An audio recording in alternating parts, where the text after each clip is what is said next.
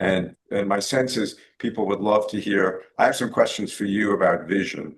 That I don't know if I'm allowed to do that here. I don't want to switch on you, right? But we can take a vote, right? Do people want to hear about me or do they want to hear about vision? I think that increasingly, I don't know, for me, it becomes a big issue as these years go on. So give me about 10, 15 minutes at whatever at the end, or we can start, even earlier. If I can fire back at you a little, that would be much appreciated. I'm sorry if I'm catching you off guard. I just think it's so important that we should, um, and especially what you've done, and there are a number of others. It's just great here to see everybody. Well, Bob, thanks. excuse me a second. I know I said I'd mute myself, but can you split the screen between David and Doug? Um, it's kind of I was trying to flipping figure back out and, how to do that, and I'm okay, not sure let I it go figured then. it I'm out, sorry. but Go ahead. I'm sorry. I'll Sorry to work on it. interrupt. Right, up in the view corner. I think you can do it individually. Is that right? Um, am I wrong? Multi-speaker Well, gallery, I know you can do it yourself. I just don't know how to do it for everybody. right? Yeah. Yeah, if you click on the second one, it brings up just three speakers, and that might be easier for folks if they want. Typically, you can pin particular people on the screen, so you might try that command on the two names that you want to pin. Okay, there you Oh, go. there's one. Great Bingo. suggestion. Look at that. I'm figuring these out. Okay. All right. Well, everybody's getting their view sorted out. David, let's jump right into your book first of all, as a starter. What motivated you to tackle this topic of diet, drugs, and dopamine? What was on your mind what was the gap that you wanted to address with this book? So, as you mentioned, um, I had the opportunity, the privilege of, you know, uh, 21, 20, actually between 2020 and 2022, of having gone back in to government service for a second round. And it was a pretty intense period for all of us um, on COVID. Um, and, I think that those 2 years, I mean, a year before, sort of during the campaign, and then January 20th, 2021, going in at noon to sort of co-lead Operation Warp Speed, and very intense period. Didn't leave my computer for 18 hours a day, 7 days a week. You know, and we got to the other side, 676 million vaccines. Well, whatever you think, I understand there's some controversy about all that, but whatever you think, it was one of the great feats. I don't think any that will ever be replicated for our government being able to take on something that big and actually deliver free 600 million vaccines within 5 miles of everybody. And we all got to the other side of that, and I found myself 60 pounds heavier. And I had gained weight and lost weight throughout my life multiple times there over, and weight was the great sort of mystery of why could I can do, I think we all, no doubt, all have a lot of, determination, control. We put our minds to certain things, we can focus. One thing I couldn't do was wait. So I found myself 60 pounds heavier. And I had written some books on food, but sort of as a respite from COVID. I thought I would just, take on weight. And then, these new anti-obesity drugs happened, and I wanted to understand how they work. But it opened up the door, really, what's with the major health issues, I mean, that are facing this country. I had not fully recognized how things converged. And that was the beginning of the book. And Yeah, that was the effort. one of the statements in your book that really hit me was, and I wrote it down, the self-control theory of obesity has outlived its usefulness as a change agent in behavioral treatment. Yeah, I think that if the drugs, the drugs have their strengths, they have their weaknesses, their limitations. But the one thing that they do show is that it's, they work through biology, right? And so it's biology that's at work. And Why don't you give us a brief description of how the GLP-1 agonists work and why they've been so incredible compared to all the other obesity treatments that have come down the pike? Yeah, it is, there's still some debate. There's still a lot to learn. And I don't think the company's fully level with the public on what's going on. But there's certainly, they in essence, they slow down GI motility. They delay gastric emptying. Food stays in your stomach longer, right? So you feeling of satiety. There's a gut brain, as part of the hindbrain, and the gut. They're obviously connected. There's the area of postrema and the nuclear tract solitarius, not to wonk out on the neurobiology, but food stays in your stomach longer. And when food stays in your stomach longer, right? We've all experienced that in other contexts. If you have the flu, right, and you slow down GI motility, right? How do you feel? I mean, it's if you have food poisoning, right, and it attacks the GI motility, has an effect on GI motility. So what these drugs, I think, do, not in everybody, and it's pretty humbling, we still don't fully understand the biology, but these drugs, in essence, and it's the aversive system. I mean, there's an aversive system that protects us against poisoning, that slows down the GI tract. So they sort of take you to the edge of nausea. And what's the one thing, that edge of nausea? So you get conditioned. If I put any more food in your stomach, right, how are you going to feel, right? And you're going to go, ugh, right? I mean, when Dan Drucker, who did the original biology on this, injected these in laboratory animals, these drugs, the animals didn't move. He coined the term visceral malaise, right? This fatigue, this general feeling of being on just and that's just food staying in your stomach longer. But there's real advantages. I mean, so you, in essence, and everybody's different. There will be people who take these drugs and lose weight, and they just say they don't feel anything. But if you really ask them, you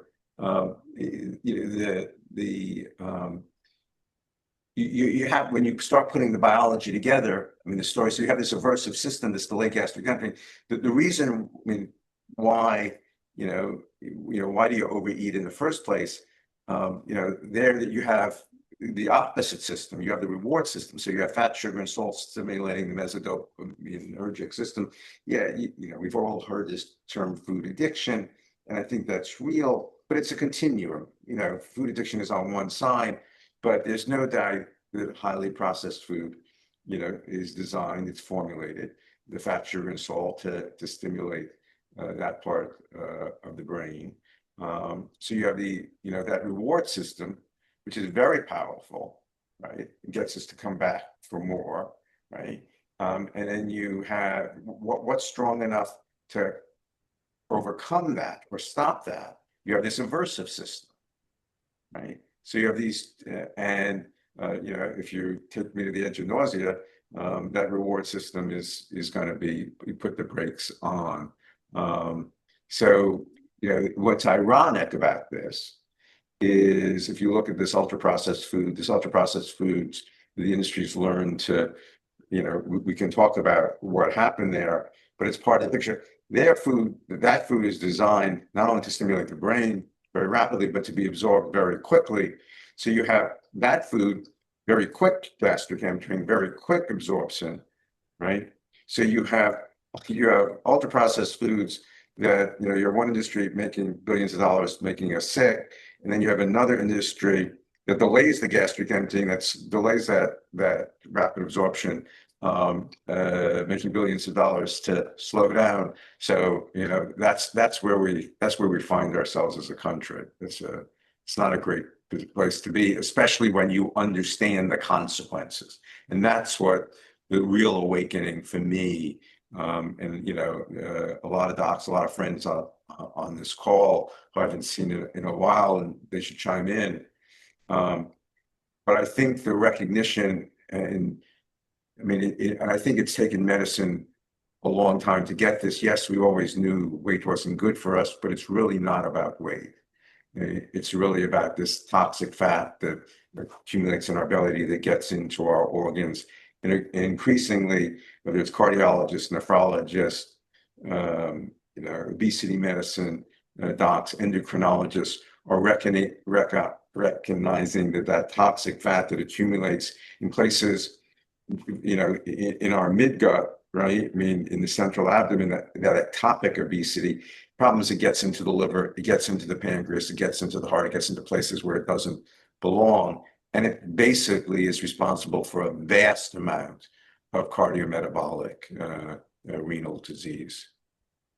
So let's, you know, we have all of us are. I'm wondering whether, you know, people should chime in whether they agree or not agree, and what their experience is. Certainly, you know, a lot of people have a lot of expertise on this call, so I certainly don't want to monopolize it. But that's the general view. I mean, I think, you know, this. I'm sorry, Doug, I didn't mean to interrupt you, but I just love to hear what others want to say too. Please. Of course, anybody wants to jump in, but do we need to think about it differently for those of us who are in our 70s compared to our kids or our grandkids? I mean, when is it, you know, when do we need to start intervening? Is it too late for us? Yeah. Or is it, you know, or do we focus on our kids or grandkids for this kind of thing? What would you say about that? Yeah. And look, there's no doubt.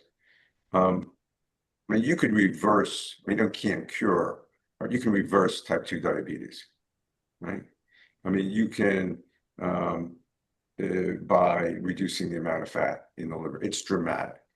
And I mean, the answer to your question is this is a life. I think increasingly we recognize this is a lifelong disease, right? This starts, this fat accumulation in the liver, in the pancreas, around the heart, right? It starts, you know, for me, it started very early on. And, you know, I would lose the weight, I'd gain the weight. And we certainly know that cardiovascular disease, I mean, starts in the 20s, in the 30s, you know, and that I mean, you can see it.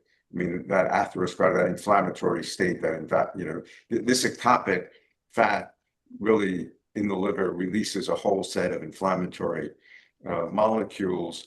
I mean, that you know, really stimulate the atherosclerotic process, and that starts really in our 20s and our 30s, right? And it increases. So I'd love to be able to intervene, you know, very early on, right? Because I mean, I think that's, but I can't, and this is very real. I mean, when you look at the mortality studies, I mean, if you can take someone out and reduce the major cardiovascular risk factors, you can add about 5-6 years of life, and good years of life, right? If you can reduce, I mean, on a population-wide basis.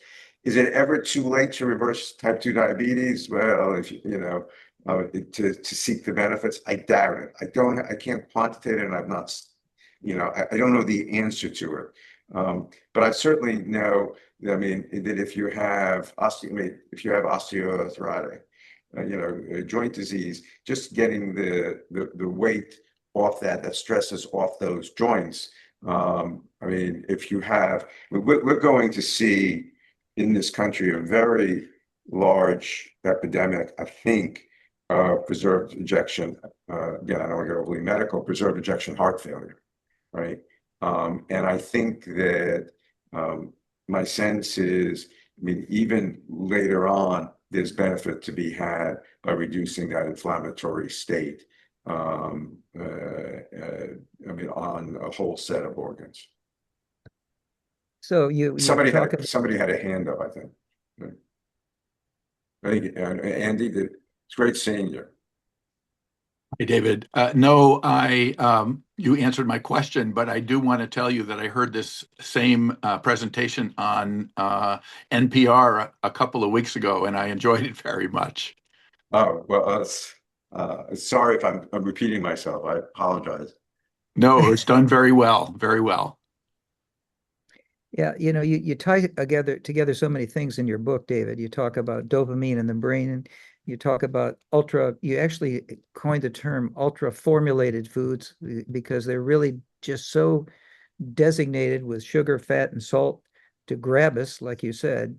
Um, and going forward, you, since you raised the topic of behavioral therapy, is the use of these kinds of drugs going to become more common? Are we going to all be wearing glucose monitors that are now becoming so easy to insert in the subcutaneous?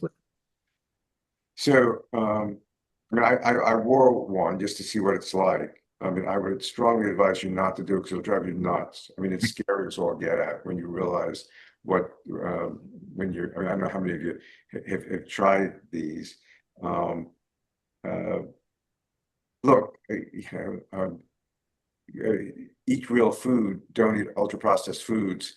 You don't, I mean, they certainly have very important for those, I mean, who you needed to decide on therapy. You need, I mean, who are type 2 diabetic, or type 1 diabetic, absolutely critical. But if you really want to understand what's happening to your body, I mean, just experiment for 2 weeks. I mean, it is really eye-opening. I think we've had the privilege also, I don't know what people's experience is, but, we grew up in the 50s, right? And I think we've seen the changes in the food environment, in how we eat. Let me raise two issues with you. Please. One is what about equity in terms of people who have access, A, to healthy foods, and B, to these expensive drugs? Yeah. So, I mean, let me generate the biggest argument, on the ultra processed foods that we face. I mean, and I did this petition of late. I sort of rolled this, what's the right expression? I rolled this little grenade in front of RFK to petition to tackle this ultra processed foods. If you really want to make America healthy again. To tackle that, the industry, the food industry says, look, we design these foods to achieve low cost. I mean, they're cheap. They provide that is a large part of the benefit, and no doubt that is true in the short run. But if you look at the profound costs of this of what we're eating, I mean, and the cost of type 2 diabetes, of the heart disease, of the chronic kidney disease, sleep apnea, all these diseases. I mean, we take a lot of grief, I think, in this country, the medical profession, that why we're so expensive, and why healthcare costs so high. And no doubt that, they are, but we made ourselves pretty sick. I mean, and that costs a lot of money, right?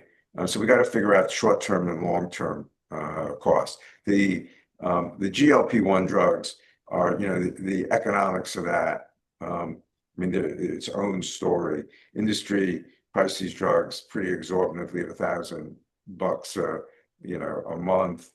They've come down. Maybe they're $399, $400. Still more expensive than in other parts of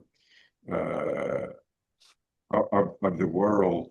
But what happened was there's this sort of loophole that allows these, they're not quite copycats, but they really are copycats. They're sort of gray market, they're compounded drugs that are being sold, and for like $200 a month.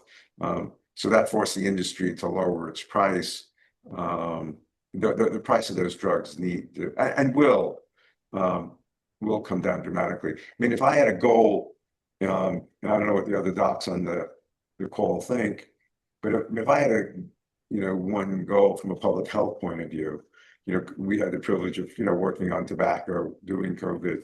I mean, if we can get people, if we can focus on three things: waist circumference, blood pressure, and lipids, and we have drugs for all three. Again, they're not panaceas. We can dramatically change the costs of healthcare in this country. So let's turn to what you just kind of briefly mentioned. I know that you met with Kennedy recently, and as you said, rolled that grenade in front of him. Can you share what that meeting was like and how it was received? Yeah, so let me tell you sort of what I did. It took me a while. You ever wonder, you had to go to law school, had to go do FDA stuff, had to write 3 books, and then all of a sudden it dawned on me, right? Was there a hook to be able to, from a policy perspective, to get a handle on this? And just by analogy, if you go back, I'll get to your answer in a second, Doug. You go back to tobacco. What happened in tobacco was when we got there, there was a citizens petition. Anyone could write a citizens petition, put it in front of FDA, that asked FDA to regulate low nicotine cigarettes as a drug. It was a little odd. Why do low nicotine cigarettes as a drug, low tar cigarettes as a drug, actually? And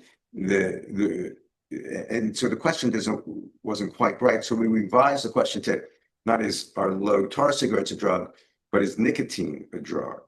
And that sort of gave us the regulatory hook, right, to begin the sort of attack and go inside the industry. But it was that playbook to give the FDA a hook, and it took us 20 years to finally get an Obama signed in 2009 that gave FDA control over cigarettes. But if you look, and it sort of happened in our lifetime, right?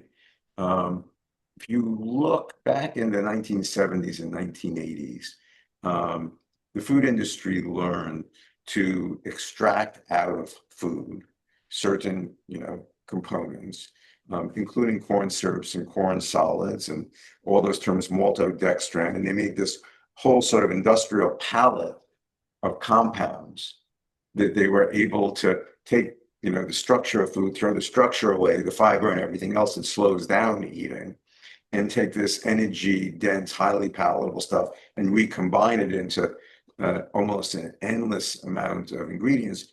And the food laws are pretty strict in this country. You can't add anything to food if it has to be reasonable certainty of no harm. Drugs are a risk benefit balance. Foods are just has to be safe and reasonable certainty of no harm. And there was what I called, what I thought was an exception, right? Which was called the grass was a loophole. Because if you were generally recognized as safe, right, you didn't have to be a food additive, you didn't have to go through that process. So in the 1970s and 1980s, the food industry got all these, if you look at the ingredient panel, these corn syrups, corn solids, high fructose corn syrup, maltodextrin, xylose, all those ingredients in as grass, and which means it has to be general recognition of safety. And so I just, all of a sudden it dawned on me, I went back and I looked in the Federal Register, and there it was in the 1980s. It said that these, what they called them nutritive saccharides, right? These ultra processed sort of ingredients that no one uses. I mean, in the house, or rarely uses in the house, that are just used in these industrial formulations.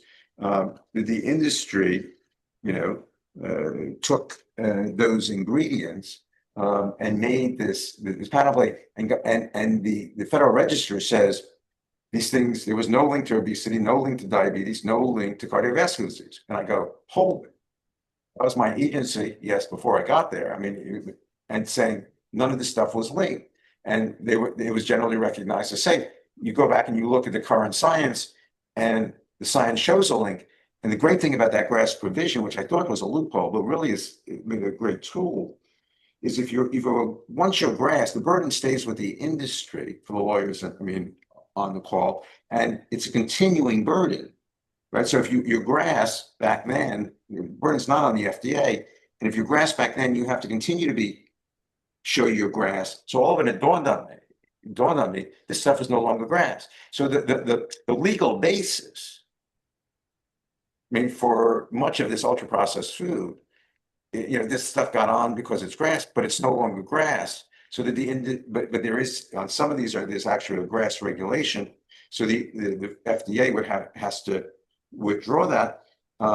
And so the request for this petition, this in front of Kennedy, was, would FDA, these substances came on and the market under this provision, they are no longer GRAS, and FDA should revoke the GRAS status. And so that was sort of technical, but just like tobacco, it's a regulatory legal hook. Once you got the legal hook, then the industry goes, oh shit, we have no legal basis to stay, on the market. So, and again, so we focus specifically on these refined processed carbohydrates. You can talk about these added fats and oils. I mean, ultra processed foods is a combination of these, refined sweeteners, these refined starches, and flours, these added fats and oils, and the salt. Again, created this alternate universe. But by focusing on two of those, components, those refined starches and flours and sweeteners, that's sort of the underbelly. Walk through the supermarket, and 80% of the stuff in the middle aisles will contain that stuff. Just look at the ingredient panel. So all of a sudden, the industry goes, oh shit, if the FDA does this, we have no legal basis to continue to sell this. And it's more, that has profound consequences, right? But it's the ability to actually, bring the industry to the table and get something done. So what was the response of Kennedy to your laying this out? Yeah, so look, this was there was a lot of discussion, in this house, because as you can imagine, and I'm not answering your question yet, if yes. you notice I'm not answering your question. You're doing good. But there was a lot of, you have this sort of dilemma, because on vaccines, he and I couldn't be more on the opposite side, right? On biomedical research, we couldn't be on more the opposite sides. There's real damage being done. So do you make this decision to even play, because you can't give these guys cover at all? I don't mean to, from the vaccine side, and again, I don't want to get political here, and I want to be respectful. But so the question is, do you even engage, right? Because if they do this, but the decision was, from a public health perspective, look, you can't wait 3.5 years. The country's sick. Only 12.2% of this country is metabolically healthy. 25% of us are going to have a stroke. 30% are going to have diabetes. 25% of us are going to, end up in heart failure, right? in the end. So you got to keep the decision was, yes, we were going to engage on this issue. He was extremely cordial, very, very, very nice. Couldn't have been nicer. He had, this senior top HHS leadership, and we'll see. I hope he'll act on it. I have reason to believe he's interested. Let's put it that way.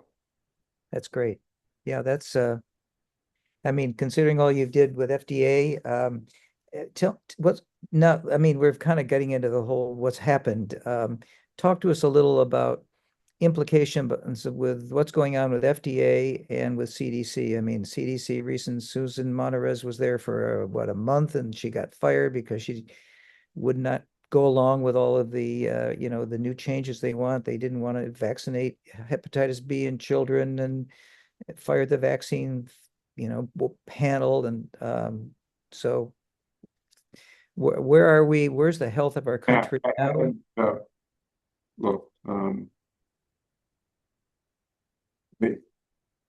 I always believed there was a pendulum, right? The things I grew up as, we all grew up at the same time. I grew up at a time where public service, was something you wanted, was important to us. It was, Kennedy was president. And I always believed in going in to serve, but then leaving because I didn't want it. It's a kind of heady experience. And then, going back in and you get your shot at trying to get things done. And then you leave and the public votes and, the other guys are entitled to their shot, or, women, and they're entitled to, and the pendulum swings back and forth. And I sort of got used to that, right? I got sort of how this country, I think this time is different. I think it will, I went back for a second time during Warp Speed with none of I sort of ended up being the glue between FDA, NIH, and CDC because I was very senior, but I had no thought. It's only because people trusted me. And I had been there before, and I knew how those agencies work. I think the level of damage it's going to take years to be to recover. Kennedy, at one point said, again, I don't want to speak out of turn, and these are sort of private, but he said, he said, look, I want to disrupt that. And I said, look, you want to disrupt the regulation of drugs. I said, that's the last thing you want to do. It's one thing if you want to do is take on food, take on these public health issues. There's so much we could agree on. We know what's making us sick, right? Take on what's making us sick, right? And you'll have this very strong public support. I don't think we should underestimate the extent to which the public, he has tapped into something about chronic disease and unhappiness. I wish somebody on this call would run for president and just focus on fixing healthcare. I think it's just get rid of prior authorization. The system is so fucked up. Sorry, right? But it's just so screwed up, right? And it doesn't have to. Yeah, sure, it has to be. It's complicated and everything else. There's so much we could agree on here. But he's tapped into, and the reason I'm optimistic on the food stuff is they've polled this ultra processed food. And it's the public gets it, right? The public is highly supportive, and it's sort of the political spectrums sort of start getting merged with the left and right on this stuff. Okay. Well, we've covered a lot of things. I'm happy to. So let me ask you a couple of questions on vision. Okay. Okay. You talk about a vision as we age, right? And you went on, right? You went to Boston, we were in school together in Boston after we left Western Massachusetts, right? You got your degree. You actually got it took me about 6 years to get my medical degree because I went off to get this other degree right? I couldn't, right? You graduated 2 years ahead of me, right? And you went on anterior, your residency and fellowship, and then specialized training, anterior part of the eye, right? And distinguished professor at Baylor. And so why did I wait so long to have my cataracts done? Why? I couldn't see for years, right? It was harder and harder. And then, why do we wait so long? Is that because these lenses only work so? When should people do it? And let's just start with that disease, and then let's talk a little about these, the other diseases of vision and aging. Can I ask? Well, yeah. Everybody's lenses age at a different pace, and everybody's lenses also age in a way that kind of sneaks up on you, so you're not quite aware of where you are. So those are reasons that people wait. when I first started getting involved in anterior segment surgery, cataract surgery, the optical outcomes were not that great. And so people tended to wait longer, and there were more risks. And that was part of the FDA, the intraocular lenses back in I mean, there were problems back, what, 70s, 80s, in the 90s, as late as what? 70s, exactly. And so lenses have gotten better, surgical techniques have gotten better, and we're now removing lenses from healthy adults in their 50s and 60s in certain instances just to correct their vision, you know. I need thick glasses to see far away. I can't see anything up close. Those patients are actually good candidates to have their lenses removed.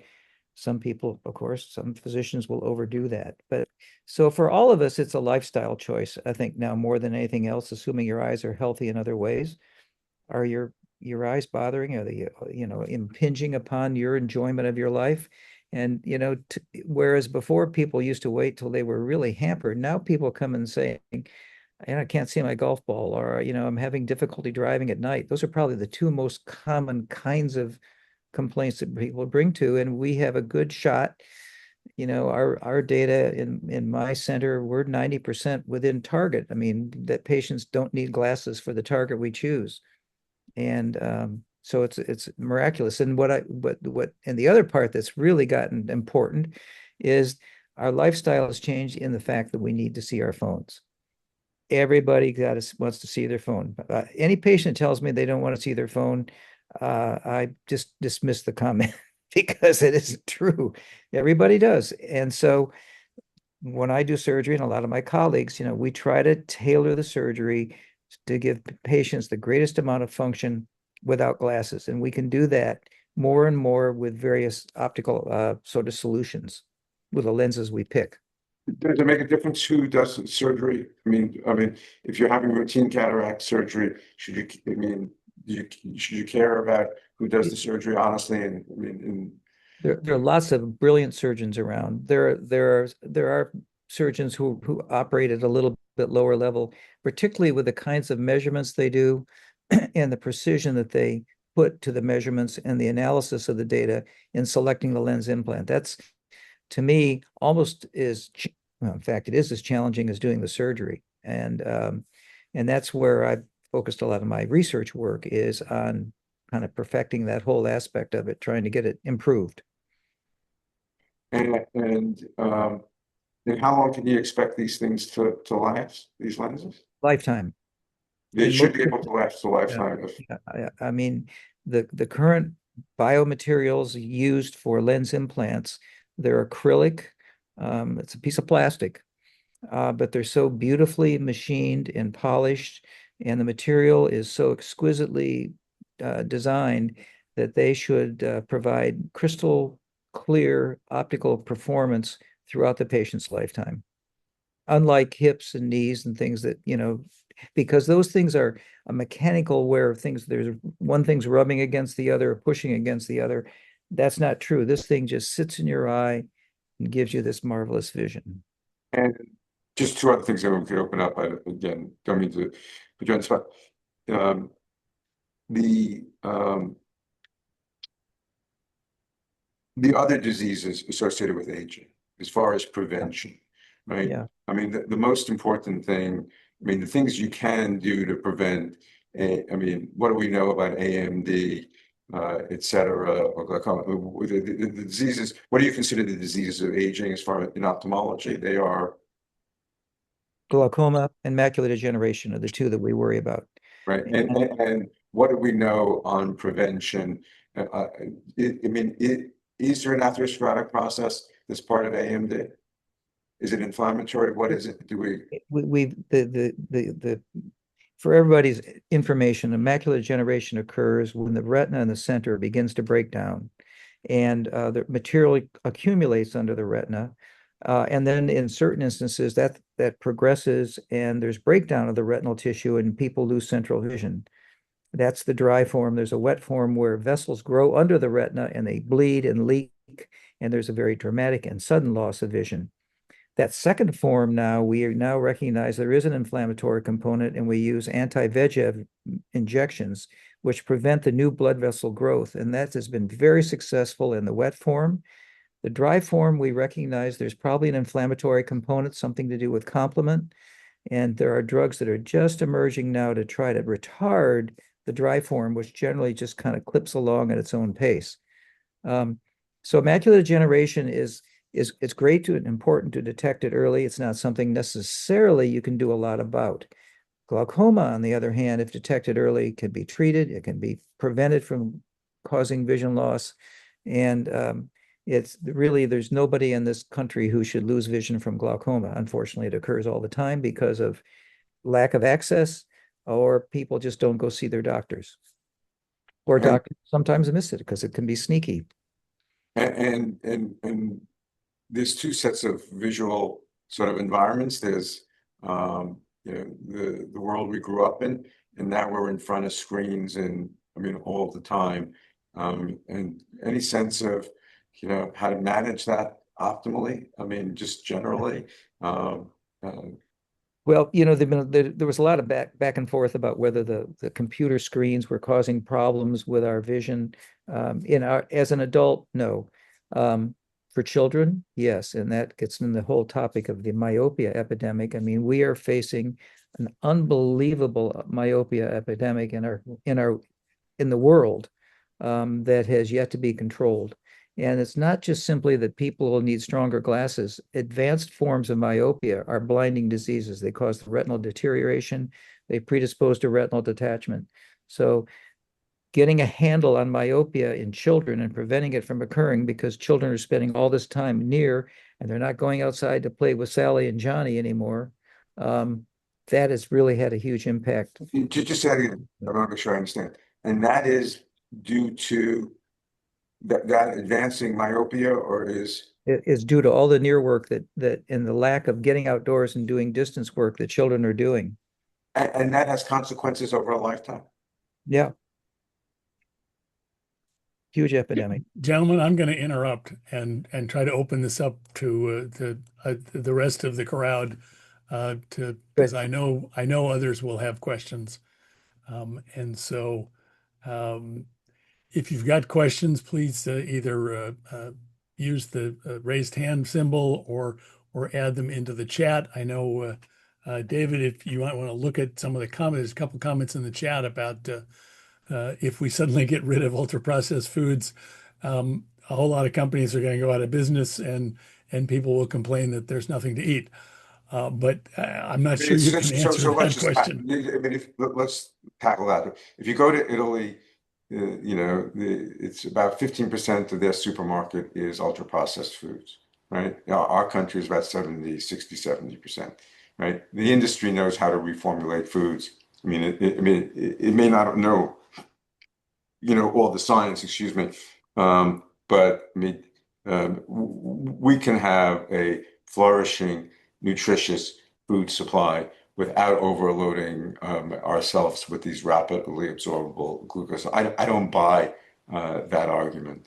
Bob, you want to read some of the other questions in the chat? The other question talks about the obesity GPL-1 supposedly taking in duration of a person's life, otherwise a rebound, you get the weight back. They reference a company. Richard Saylor, Dick, why don't you say it yourself and just unmute yourself and ask the question directly? Okay. Hello, everyone. This is great. Yeah, we have, I don't have any financial interest in this, but some friends of ours have someone working at this company called Fractal Health. And as I wrote in the chat, they have a procedure that's an outpatient endoscopic procedure to do something, maybe ablate some part of the duodenum, which will have a similar effect to the GLP-1 drugs. And they claim that people can take the GLP drugs and lose a lot of weight, but then they can get this procedure and then they won't need to take the drugs anymore. It's also supposedly good for type 2 diabetes. So I was wondering if that's well known in the community, David. You're exactly right. I mean, these drugs are only work when you're on them, unless you can Look, the real key to these drugs, and they are a very important set of drugs. Again, they are not a panacea. They're real. There's real side effects. I mean, but there's no doubt that they can reduce the food noise. They can counter the addiction while you're on them. The question is, can you use these drugs while you're on them to retrain your brain a little, to condition yourself? I mean, that's really the key to be able to do that, right? Now, the reality is, here's the data. I mean, the average person in this country is on these drugs for less than 8 months, right? But these drugs only work if you stay on them for, for the duration, right? Because I mean, I would always, what happened with me was, I gained the weight. I would lose the weight. I thought I was done when I lost the weight. And I didn't realize that when you lose the weight, that's the hard part of, really keeping it off. So just understand, if the vast majority of people taking these drugs lose the weight and then gain it back, and you gain back fat greater faster than you gain back muscle, you're not going to be any. So you're absolutely right. I mean, this is only going to work. I mean, if we figure out that conundrum, and people are not going to stay on these drugs. I mean, I know the industry model is people say, well, it's just like blood pressure. It's just like, statins. But these drugs have, real adverse event profiles, and no one's going to want to be on these drugs for a lifetime. So my sense is we're going to have to learn how to use these drugs. And, my guess is people will go on these drugs, go off them, go back on them when they need to manage the process. But we need better techniques. I think the data on fractal, the real ultimate, there's a clinical trial that's underway. That we'll see how good it is. I mean, it is very interesting. This is all about absorption of these nutrients in the duodenum. I mean, this rapid absorption. So obviously, that procedure is doing something at the rate of absorption. I mean, of how these things are getting absorbed. So from a biology perspective, I'm enormously interested in it.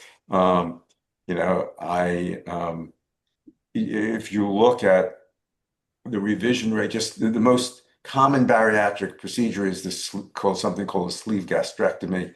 I mean, and there's a failure rate of about 30%.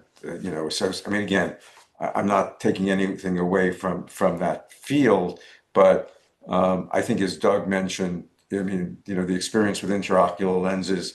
I mean, it took ophthalmology 40, 50 years to perfect it. I mean, and get it to a point where, right, the kind of improvements. And I think, so it's great monkeying around.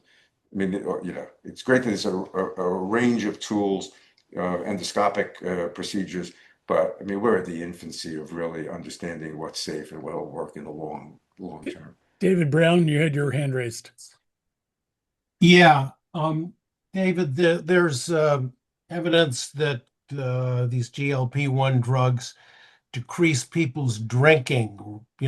People who are habituated to drinking decreases that. Presumably, that's not by slowing gastric emptying. So I wonder what the mechanism there is, and if you think that ultimately, if this is a true finding, if they're going to be approved for that use as well. Yeah, I think I mean, very interesting point. I don't think, just understand, when I say delayed gastric emptying, that there's still a gut-brain. To delay gastric emptying, there is a brain-gut interaction on that. It's the brain slowing that gastric emptying. So it's that aversive system. I think that aversive system, that general malaise, and it creates this. If I push you to that edge of abolition, right? Because I got to. There is a reward system of this brain, right? I mean, of our brains. Addiction does exist. I mean, and it actually exists in all of us, right? Now we think of addiction as for the weak, the downtrodden, and it's only for certain people. But I think most of us can understand this sort of drive, this compulsive nature. Why do I keep on eating when I don't want it? There's a reward system.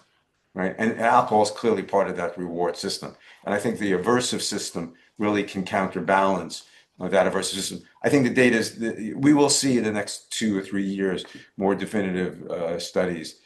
I think that this will probably have some effect and work for alcohol. I don't think it's going to work for, but I think it's going to work through that aversive system. I don't think it's going to work for shopping and gambling, is my guess. Hey, Jim O'Brien. Yes, nice to see everyone. David and Doug, both, thank you very much for the conversation. Very interesting. I once in a while read a little article about the connections between bacteria and gut health and all the rest of the health issues. Any comments about how that ties in with the GLP-1 drugs? Wow, it's a profound question, and it's very real. Look, there is no doubt that um, the GLP-1 drug, I mean, the natural GLP-1, right? Not the drug, the agonist, but natural GLP-1 gets stimulated. If you can get food into the lower part of your gut, into your, the distal part, into the ileum and other parts, that's where the GLP-1 gets naturally stimulated. So there's a natural satiety there. I mean, and there has to be an interaction between all those, that microbiome, and those GLP-1 receptors. You could imagine what that bacteria is feeding and what they're releasing. I mean, I think that one of the most fascinating things again, completely unrelated to this, but at one of the more recent AACR cancer research meetings, this rise in colon cancer, on a completely different note. I mean, there is a thought that there is a certain kind of coli that are giving off certain genetic signatures in that microbiome that can interact with some of the GI mucosa that can transform those cells. So the thought even that there's certain bacteria that's involved in colon cancer, the complete, it's still pretty much a theory. But if you ever wanted a reason to be able to have high computing power, because to understand the genetics and everything going on, I mean, in that microbiome, that's what, to be able to analyze the differences. But it has to be a big player, right? I mean, it has to be, when you think about it, the inflammatory GI diseases, colon cancer. I mean, certainly eating, the microbiome's going to be a big player. I don't think we've begun to really understand it.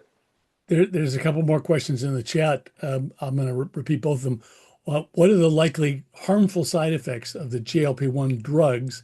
And second one, which is on a total different tact, do more autocratic governments like China do a better job of controlling their food supply? Which is sort of an interesting notion. So I feel comfortable on the first one. I'll let all the political scientists, economists answer the second one. So, I mean, there's serious GI adverse events. I mean, they're primarily rare, I think. I mean, but anything that mucks up your GI system and GI motility, just think about it. It's going to give you constipation. You go, oh, who cares about constipation? But constipation can lead, I mean, to what's called an ileus, right? And where the bowel stops moving. You can have intestinal obstruction. You could have perforation. You could have sepsis. You could have pancreatitis. You could have gallbladder disease. There is, Doug, I don't know whether you've seen this yet. There's some thought that, I mean, it's unclear what the association, whether it's real, but the rapid drop in glucose, whether there's certain retinal disease is, I don't know whether. Yeah, the couple of things that Head, come up, yes. are the acceleration of diabetic retinopathy, and that happens with lowering the glucose dramatically in general. But the other has been, there have been a few smattering of cases where patients actually had small strokes or major strokes in their optic nerves. The linkage is a little softer, but that's a kind of an ongoing concern about whether that risk is increased in patients taking the GLP-1 agonists. Is there a sinologist who can talk about the China question? No one's leaping forward. I mean, but the one thing that they can do better than we can. I mean, and it is frightening. Let me just tell you, if you look at, and I know again what many of you think, I am struck by the quality. I never paid a lot of attention to it. Never thought it was high quality. You look at the quality of science coming out of China. In just in the metabolic areas, much of there's very solid, good work coming out. They are going to eat our lunch in the sciences. We grew up in a generation, right, where the National Science Foundation, the NSF, the post-Sputnik world, our country made an investment in the sciences and supported our careers, right? I remember going off to these science programs, during the summer, right? The Chinese are doing that now, and this attack on biomedical research and the lack of international students coming here. That is a real national security. We will lose our edge. If you look at the top 10 universities in the world rated by Nature, right? 8 are in China, only 1 or 2 are in the United States. All these drugs, the real chemistry, the chemistry is being done in China. Right? A statistic was pointed out to me many years ago by comparing the Chinese higher education system to the US. And the statistic that I recall that was most telling was if you took the top 10%, only the top 10% of all the college students in China, there were more of them than all of the college students in the United States combined, just Yeah. in terms of numbers. And that's probably getting worse And it's probably getting worse. because of what's happening right now. David Margulies, I saw you nodding your head with the China science thing. You want to weigh in on that, David? I'm not a sinologist. No, I wasn't. Wait, they had nothing to do with their food supply control or about their science. No, I was just nodding my head. We've experienced. I have nothing to add to the observations. But I have a question for David. Can I ask a question for David? Yes, by all means. So, can you fix healthcare? No, but I'm very happy to hear. I was going to send you a private note, David, but I want to do it publicly. I just wanted to thank you so much for the work that you have done and you are doing, the magnitude of the impact that you've had and are still having on public health. It's kind of difficult to overstate, in my view. So I just wanted to thank you. Well, you're enormously kind, but I was serious, David. On that question. No, Can we change primary care, getting access for people? If I care about getting people access to be able to control their blood pressure and their lipid drugs and their waist circumference, can you do that? Will there be a real digital age that can do this algorithmically and safely? That's going to emerge over the next 10 years? Well, I think that the tools that are now available will so substantially redistribute expertise so that the right care path for individuals is widely accessible. So I think the technologies will be there, whether we create the educational systems and the cultural values to take advantage of it is a different question. But David, as I'm sure you know and are doing right now, those of us who have access to these emerging platforms can use these platforms to very rapidly evaluate complex patients and come up with straightforward paths to the future. When you combine the improved, some people are going past the word artificial intelligence and they're talking about it as HI, which is hybridized intelligence, the combination of experts and machines to just have greater precision. So we'll have the computational resources, and as I'm going to discuss next time we get together, the broader access to insights about our underlying genetic and genomic predispositions will be helpful. But David, I think you've been taking on the central issues, which are really motivational and social values and economics and political policy. And I think that those are the barriers to democratizing care. Thanks. We look forward to that. That might be a really good place for us to, I was going to say, what a wonderful segue. yeah. All I can say is thank you to everyone who came. Let your classmates know. Thank you, David and Doug, for a wonderful conversation. And for I put everyone my who asked- Bob, I apologize. I put my email in the chat if anyone wants to continue this. and thank you for that, David. This has been recorded, so it will be available on both our YouTube channel as well as on the alumni page for our class. They'll be posted in the next sometime in the coming week.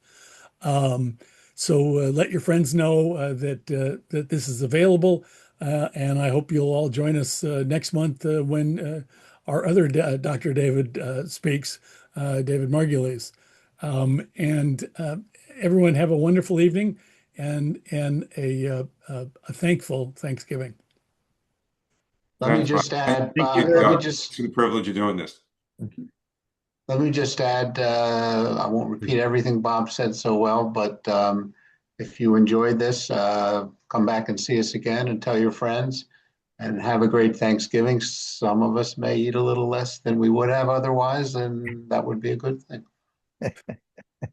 Night all. And I Good night, don't. everybody. Thank Thanks you. again, David.